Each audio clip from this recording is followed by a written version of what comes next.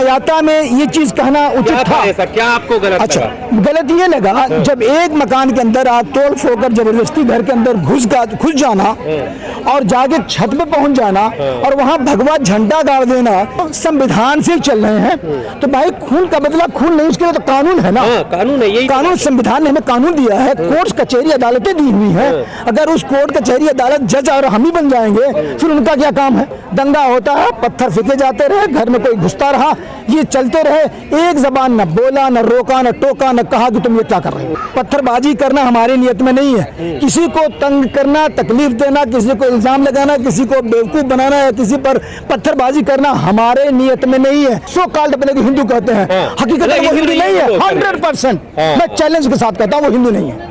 हिंदू ऐसा 100% हिंदू ऐसा कर ही नहीं सकता। हिंदू एक ऐसा धर्म है जहाँ पर सत्य, अहिंसा, समझे, ये चीजें सिखाई जाती हैं और उसमें उनमें है, और जो उसको फॉलो करता है वो पक्का और सच्चा हिंदू है। वो दंगाई है, मुसलमानों के दुश्मन है, इस देश के दुश्मन है।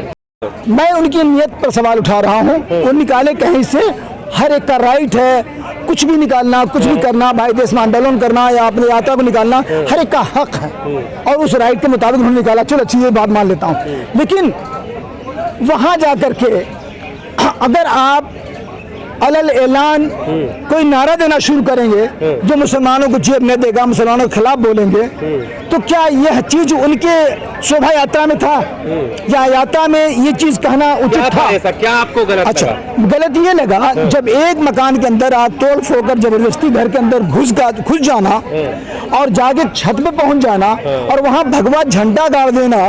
क्या तुम वो लद्दाख या सारा लंका भी जाके विजय का पतंग अपना झंडा फहरा रहे हो? क्या वो जमीन, वो जगह क्या भारत से अलग थी क्या, जिसमें तुमने कब्जा किया और उस पर झंडा फहरा दिया? क्या वो देश के अंदर नहीं थी? क्या वो देश का आदमी नहीं था? क्या वो देश की जमीन नहीं थी? क्या वो देश का घर नहीं था?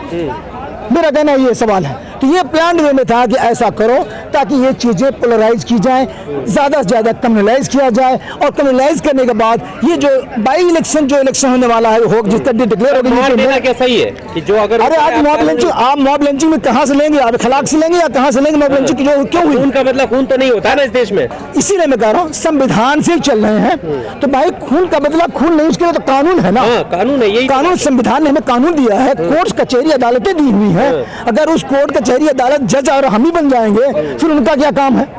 तो इसलिए वो कानून के तहत काम होना चाहिए। लेकिन पुलिस वालों का भी इसमें बहुत बड़ा गलत रोल है। क्या रोल है? रोल ये कि उन्होंने मॉब को देखते रहे, दंगा होता है, पत्थर फेंके जाते रहे, घर में कोई घुसता रहा, ये चलते रहे, एक जबान न बोला न रोका न टोका न कहा कि तुम ये क्या कर रहे हो। अगर शायद ये पुलिस कह देती, एक पुलिस 100 पर भारी है, बता रहा हूँ 100%। अगर ये कानून पर आ जाए, डंडे खड़े हो जाए सिर्फ, तो एक पुलिस वाला 100 पर भारी है।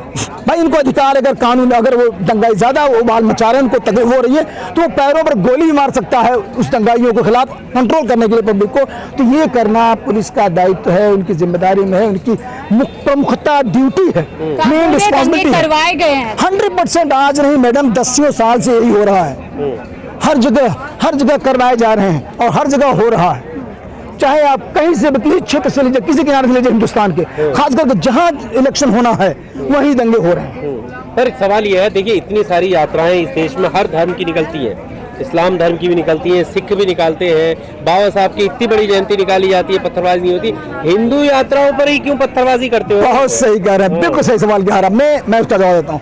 क्योंकि हमारी नियत में वो खोट नहीं है, पत्थरबाजी करना हमारी नियत में नहीं है। किसी को तंग करना, तकलीफ देना, किसी को इल्जाम लगाना, किसी को बेवकूफ बनाना या किसी पर पत्थरबाजी करना हमारे नियत में नहीं है। न चाहे बाबा साहब अम्बेडकर का हो, चाहे हमारे सिख भाइयों का हो, चाहे हमारे जैनी भाइयों का हो, चाहे मुसलमानों का, क्योंकि हम नहीं करते। कौन करता है? हाँ, वो जो हिंदूवादी जो हैं, जो हिंदू सो कॉल्ड अपने को हिंदू कहते हैं, हकीकत में वो हिंदू नहीं है। 100% मैं चैलेंज के साथ कहता हूँ वो हिंदू नहीं है। हिंदू ऐसा 100% हिंदू ऐसा कर ही नहीं सकता। हिंदू एक ऐसा ऐसा धर्म है जहाँ पर सत्य, अहिंसा, समझे, ये चीजें सिखाई जाती हैं और उसमें उनमें है, और जो उसको फॉलो करता है वो पक्का और सच्चा हिंदू है।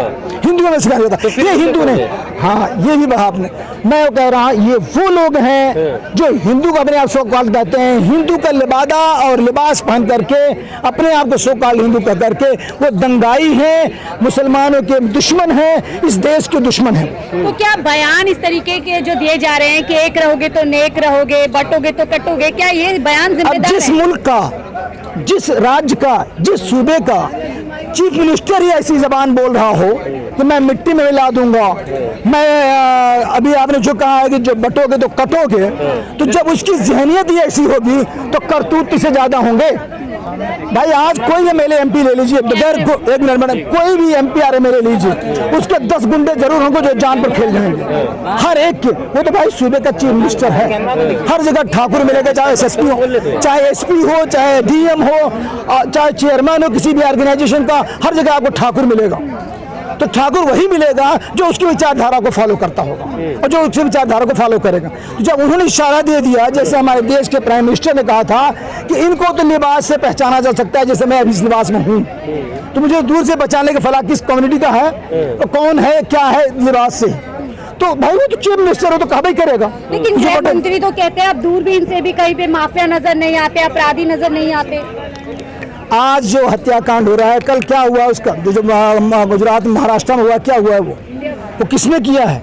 अगर वो माफिया नहीं था तो किसने एक एमपी एमएलए का कत्ल किया है, किसने खून बहाया उसका, कौन था वो, क्या आप नहीं जानती? पर जैसे अभी आपने कहा ना कि अगर कार्रवाई करनी चाहिए, अभी उत्तर प्रदेश के सीएम कार्रवाई करेंगे तो आप फिर बाहर आ जाएंगे कि देखो हमारे घरों को ढाया जा रहा है, हम पे ही कार्रवाई हो रही है, फिर उस पर भी मैं अगर बात कहूँ, पहली बात तो चीफ मिनिस्टर कोई अदालत नहीं है, कोई कानून नहीं है। चीफ मिनिस्टर के भी आज बने हैं तो वो संविधान के तहत, संविधान की कसम खाकर बने हैं, तो संविधान की जब उन्होंने शपथ ली है तो संविधान के दायरे में रहकर काम करें।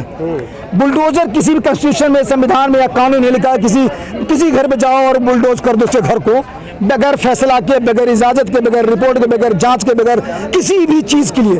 और वो बुलडोज सिर्फ मुसलमान के घरों पे क्यों? पत्थरबाजी खुद करेंगे, इल्जाम लगाएंगे उस पर, क्योंकि जो मोदी मीडिया है करेंगे, क्यों करेंगे? हाँ बिल्कुल, अगर ये न करें तो पोलराइज कैसे होगा हिंदू? जो 85% ओबीसी मिलाकर के सारे हिंदू हैं, वो कैसे इनकी तरफ जाएंगे? आपने तो कहा कि हिंदू वैसे नहीं है, तो हिंदू क्यों गलत को है? अरे भाई 2%, 3%, 5%, 7% तो कुछ है ना जो सो काल अपने को हिंदू कहते हैं, वही दंगाई है। बाकी कम्युनिटी नहीं है ना, तो बाकी कम्युनिटी भाई पत्थर, वहाँ अगर 100 लोग पत्थरबाजी कर रहे हैं तो वहाँ जो इकट्ठे होंगे दंगाई इकट्ठे होंगे, जो ईमान साफ और सही होंगे वो अपने घरों में बैठे होंगे। अब हम तो वो नहीं है, तो छोटा है ऐसे इंसान है, समझे नहीं, उस इंसान की इंसानियत में हम बात कर रहे हैं। देश की संपूर्ण रखा दिया जाएगा, संविधान भूल रहे लोग, 100% इसमें कोई शक नहीं है।